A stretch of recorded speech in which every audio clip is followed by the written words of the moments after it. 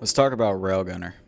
Railgunner is the free character that you get when you buy the Survivors of the Void DLC for Risk of Rain 2. She excels in single target and long range damage while having pretty bad movement and pretty bad crowd control. Her passive converts all critical strike chance into critical strike damage. So if you crit, any chance you have, whether it be from glasses or a shatter spleen, gets converted into damage. Her only M1 is these bolts that she'll fire from her gun. It's automatic, but it doesn't really do that much damage. However, they are like heat seeking, so that is a plus. Her first M2 is where her high single target damage really starts to shine. You take aim firing a high powered round. You'll notice that what you're aiming at is highlighted. If you shoot this highlighted area, it's a guaranteed crit when you hit the weak point, so that's when your passive comes in for that extra damage. After firing, you unscope and you have to do this timing skill check. If you miss, you'll have to wait until the bar fully completes in order to fire again. You can carry more shots if you just have backup mags, so you don't have to unscope, and they all regenerate at once upon completing the skill check. Also, a hidden stat that a lot of people might not know is that if you complete the QTE, you will get an additional 500% damage on your next shot. Her first utility is this landmine that you'll throw down.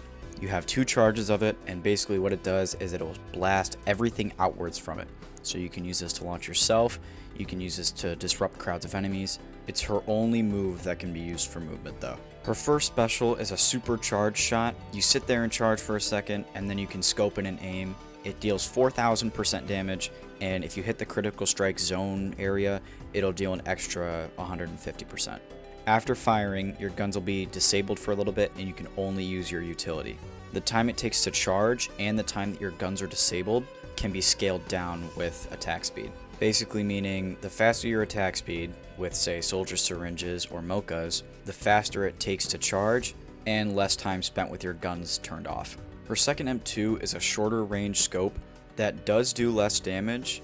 However, you don't need to do that little skill check at the end in order to recharge your shots. You can stay scoped, you can stay firing.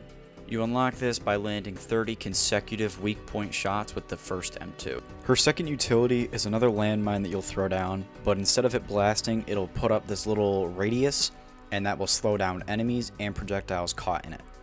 It's pretty good for protecting yourself, but again, you're taking away your only movement, so chances are I'm going to use the first one. You unlock this by dealing 1,000,000 damage in one shot. That sounds intimidating, but again, you're playing Railgunner, so it really isn't. Finally, her second special is a bullet that inflicts freeze. The upside is that it doesn't shut off your equipment, and obviously it inflicts freeze, which is really powerful. The downside, however, is you deal about half as much damage. Personally, I use this one, just because freeze is insane. You unlock this by killing 3 enemies at the same time with a regular old supercharge.